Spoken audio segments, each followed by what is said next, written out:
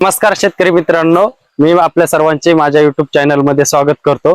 मी भगवान सोगे, मी पांडुरंग लावाळे, मी गणेश लावाळे। तर मित्रांनो, आज आपण आलेलो आहोत आमचे मित्र युवा प्रगतशील शेतकरी असे म्हणून ज्यांची ओळख आहे आमच्या गावामध्ये, जे आपल्या शेतामध्ये नवनवीन पिकाची वेगवेगळ्या पद्धतीने प्रयोग करून एक वेगळी ओळख त्यांनी निर्माण केलेली आहे। तरी त्यांच्याकडून आज आपण या ठिकाणी ऊस पिकाबद्दल सविस्तर माहिती जाणून घेणार आहोत।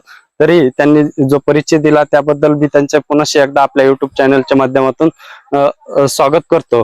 आणि त्यांनी आज दिनांक 24 ऑगस्ट रोजीचा हा जो ऊसाचा प्लॉट आहे, या प्लॉटची सुरुवातीपासूनची जी काय उन्हाळ्यामध्ये मशागत केली लागवडीपूर्वीची, ती एकदा आम्हा सर्व शेतकऱ्यांना सविस्तर माहिती द्यावी।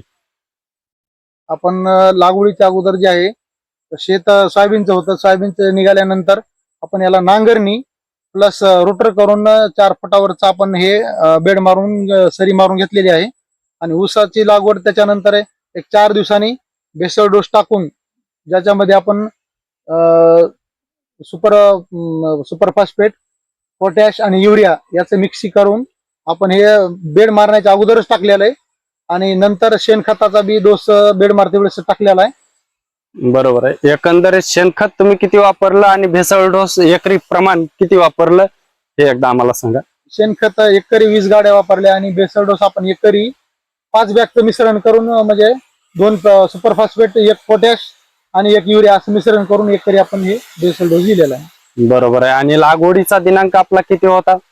लागवड दिनांक नोव्हेंबरची 8 तारीख आहे। 8 नोव्हेंबरची 8 तारीख, म्हणजे आज 24 ऑगस्ट आणि 8 नोव्हेंबर, जवळपास एकंदरीत 7 ते 8 महिन्याचा हा ऊस आहे। तरी हे जे तुम्ही 4 फुटाची सरी आणि 2चा अंतर असं जे ऊस पिकाचं नियोजन केलं, आणि पहिला जो डोस दिला हा भेसळ डोस दिला, याच्यानंतरची दुसरी ऊसाची मात्रा एकंदरीत किती दिवसानंतर दिली आणि तिसरी ऊसाची मात्रा किती दिवसानंतर दिली, आणि एकूण किती तुम्ही खताची मात्रा या ठिकाणी या ऊसाला दिलेली आहे, ती एकदा आमच्या शेतकऱ्यांना सांगा।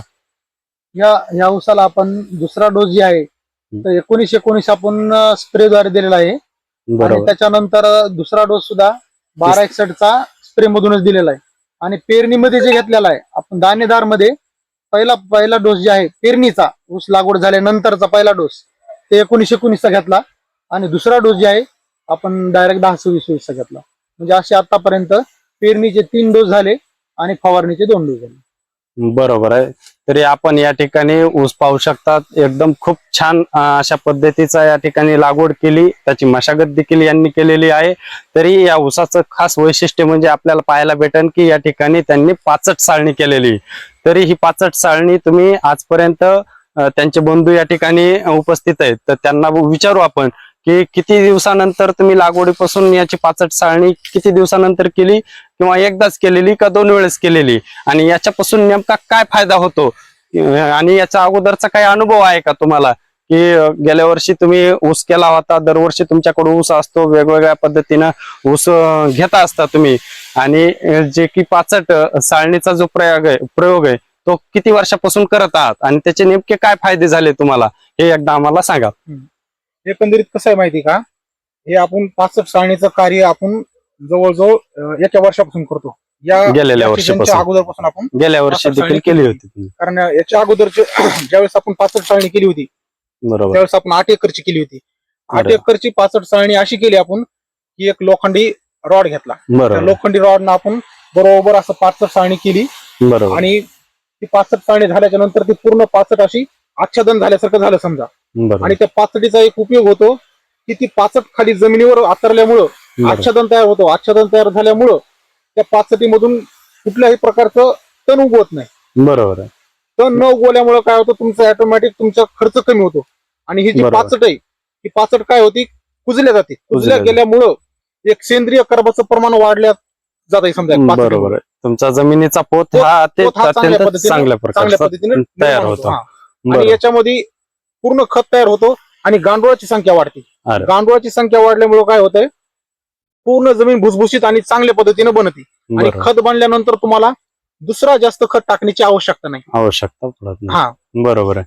म्हणजे तुम्ही जी पाचट साळणी केली, एकरी तुम्हाला एकंदरीत मजुराच्या साह्यानेच केली असेल, तर त्यासाठी किती खर्च येतो? मजुराच्या सहाय्याने आणि आम्ही स्वतः घरी पण केली.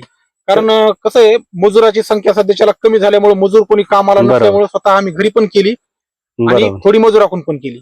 तरी एकंदरीत तुम्हाला एकरी 2 ते 3 हजार रुपयापर्यंत हो. खर्च आला असेल एकरी अंदाजे. 2,000 रुपये खर्च येतो मजुरासाठी, म्हणजे तुम्ही आणि स्वतः आणि मजूर काय. मजुरांनी स्वतः. बरोबर आणि 65 साळणीचं एक कार्य जर सांगायचं झालं तर बरोबर 65 साळल्यामुळं हे जे ऊस आहे समजा, त्या बरोबर. ऊसाची जाडी वाढती आणि ऊस पुरेपूर असा हवा खेळती राहते, ऊस पडत नाही, ऊसाला असं बांधता येतं आणि बरोबर. ऊस हे चांगला जागच्या जागेवर राहिल्यामुळं ऊसाचं नुकसानही होत नाही.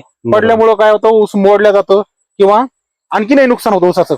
बरोबर आहे. आणि याच्यामध्ये ज्यावेळेस ऊस कारखान्याला जातो त्यामध्ये वजनाचं देखील प्रमाण वाढतच हो, असेल. वजनाचं प्रमाण वाढतं. वजन वाढतं आणि एकंदरीत ही जी पाचट आच्छादन केल्यामुळं पाण्याचं देखील प्रमाण कमी लागत असेल. कमी लागतं पाण्यात. उन्हाळ्यामध्ये तर एकदम पातळीचा बेस्ट पर्याय आहे. म्हणजे बऱ्याच वेळेस शेतकऱ्यांना कळ काय होतं की उन्हाळ्यामध्ये पाण्याची पातळी कमी होते आणि पाणी ज्यावेळेस कमी पडायला लागतं त्यावेळेस ऊस भरपूर प्रमाणात सुकायला लागतो हो. किंवा जळायला लागतो. तर त्यावेळेस पाचट असली तर एकंदरीत मोजक्या पाण्यावर देखील ऊस चांगल्या प्रकारे येऊ शकतो. आणि पुन्हा विशेष म्हणजे खताची मात्रा ही आपल्याला कमी प्रमाणात लागते, खताची मात्रा कमी लागते, पाणी पण कमी लागतं आणि ॲव्हरेज मध्ये वाढ पण होते. वाढ होते. एकंदरीत ऊस म्हणजे पाचट चाळणीचे आपल्याला ऊसाबद्दल खूप असे फायदे आहेत, फायदे. हो. तर याच्यापासून कुठल्या प्रकारचं नुकसान वगैरे आहे का? नुकसान कुठल्याच प्रकारचं नाही, फायदेच फायदे. कारण नुकसान होण्यासारखं काही नाहीच नाही याच्यामध्ये. नाही. नुकसान काय होणार आहे? बरोबर आहे.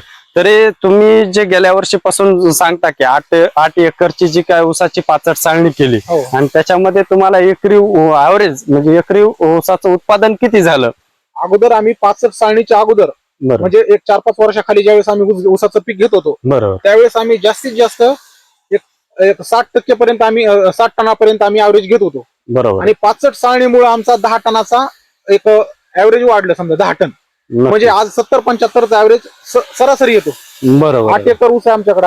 8 बरं. एकर ऊसामध्ये आम्हाला उन्हाळ्यामध्ये पाण्याची कमतरता भासल्यामुळं थोडं ऊसाला फटका बसला. पण बरोबर. तरी पण आम्ही त्या ऊसाचं भरपूर असं नियोजन करून जून पासून आम्ही थोडं याला कव्हर केलं. आणि आज आज आज घडीला जर पाहिलं तर बरोबर. ह्या ऊसाचे कांडे जर मोजले तर आपण 21 ते 22 कांड्यापर्यंत ऊस गेलेला आहे. बरोबर. आणि याच्या अगोदरचा जे ऊस होता ते थोडा मोठा होता, पाणी जास्त असल्यामुळे. त्यावर्षी थोडं पाण्याचं प्रमाण कमी असल्यामुळे थोडा ऊस बारीक राहिले. बरोबर आहे. या वर्षी उन्हाळ्यामध्ये जास्त पाण्याची पातळी खोल गेल्यामुळं पाणी कमी पडलं आणि तरी एकंदरीत त्यांच्याकडे लागवडीचाच ऊस आहे हा. तरी यावर्षी जास्त त्याला म्हणजे पाचट याच वर्षी चाललेली पावसाळा तोंडाच्या पूर्वी म्हणजे जून महिन्यामध्ये. म्हणजे जून महिन्यामध्ये म्हणजे आज रोजी आपल्याला एक 2.5 महिने झालेले आहेत. तर हाच ऊस जर पुढच्या वर्षी असेल, दुसऱ्या वर्षीचा ऊस असेल आणि ह्या वर्षीची पाचट असेल आणि पाणी जरी कमी पडलं उन्हाळ्यात तरी चांगल्या प्रकारे ऊस येतो, हे आपण त्यांच्याकडून जाणून घेतलेलं आहे. तरी ही झाली आपल्याला पाचट चाळणी बद्दलची माहिती. तरी याचं पाणी नियोजन कसं केलेलं आहे, जे की तुम्ही ड्रिप न देता सर्वनी देता का आणखी दुसऱ्या पद्धतीनं दिलं? पाणी देण्यासाठी आम्ही अशा पद्धतीनं पुंगळ्या केलेल्या आहेत. असं एक पाईप टाकला आहे. बरोबर आहे. आणि अशी पाईप फिरवला, समजा पुंगळी फिरवली म्हणजे प्रत्येक सरीमध्ये तुम्ही सरीमध्ये पाणी जातो. आणि इकडे जायच्या टायमाला आपल्याला हे इथं असं कॉक सिस्टीम टाकायचा, खिडकी सिस्टीम केलेली आहे. खिडकी सिस्टीम केली आहे. बरोबर. व्यवस्थितपणे पाणी जातं. म्हणजे एकंदरीत एक 15 ते 20 दिवसाच्या दरम्यान पाचट चाळणी केल्यामुळं पाण्याचं प्रमाण जरी दिलं तरी ऊस हा चांगल्या पद्धतीनं येतो.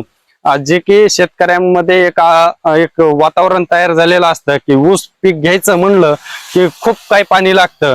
तर आज हे आपल्याला या ठिकाणी पाचट चाळण्याच्या माध्यमातून असो किंवा या फिरकीच्या माध्यमातून असो पाणी कमी लागतं हे देखील आपल्याला या ठिकाणी सांगता येतं.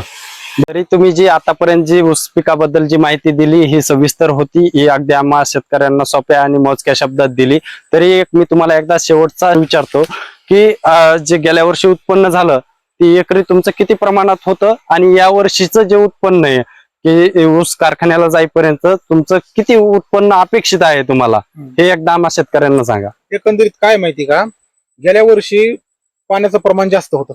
गेल्या वर्षी पाऊस काळ जास्त असल्यामुळे काय झालं, ऊसाला थोडं ॲव्हरेज जास्त आलं. आणि आमची गेल्या वर्षी लागवणीचा ऊस होता जास्त आणि आमचा गेल्या वर्षी 86-0 होता. आता हे जे आहे ऊस हे 8,005 आहे आणि 86-032 जे आहे ते खोडवा आहे. म्हणजे व्हरायटी बदलून होती. बरोबर. खोडवा व्हरायटी जी आहे ना ती बरोबर. 86-0 ते खोडवा आहे आणि हे जे आहे ना 8,005 8,005 हे लागण आहे. बरोबर. तर गेल्या वर्षी आम्हाला एकरी 80 टनाचं ॲव्हरेज आलं. 86-0 86-0 8,005 ही व्हरायटी तुमच्याकडे गेल्या वर्षी होती. होती. तिला किती आलं average? ह्याला 8,005 जे आहे हो. तर ह्याला पण 800 ह्याचं झालं 80 झालं बरोबर. आणि त्याला पण 80 झालं. पण गेल्या वर्षी काय होतं पाण्याचं प्रमाण जास्त होतं. या बरोबर. वर्षी पाण्याचं प्रमाण कमी असल्यामुळे उन्हाळ्यामध्ये थोडा पाण्याचा कमतरता पडल्यामुळे बरोबर. या वर्षी मला तर असं वाटतं की ह्या ऊसामध्ये ऍव्हरेज घटू शकतं. बरोबर. कारण ऍव्हरेज घटण्याचे कारण पाणीच असतं पाणीच असतं. आणि माझा असा अंदाज आहे की कमीत कमी 10 टनानं ऍव्हरेज घटन, 70चं ऍव्हरेज येईल याला ऊसाला.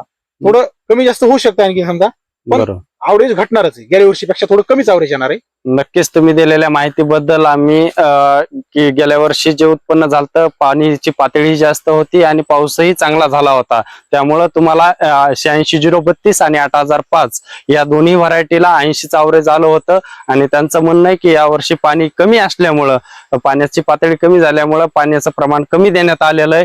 तरी देखील त्यांचं अपेक्षित उत्पन्न खोडव्याला पण आणि खोडव्या पिकासाठी तुम्ही 70चं ॲव्हरेज अपेक्षित उत्पन्न धरलेलं आहे. आणि हे जे 8,005 या प्लॉट वरती आपण जो उभे आहोत तर याच्यासाठी 75चं तुम्ही अपेक्षित उत्पन्न धरलेलं आहे.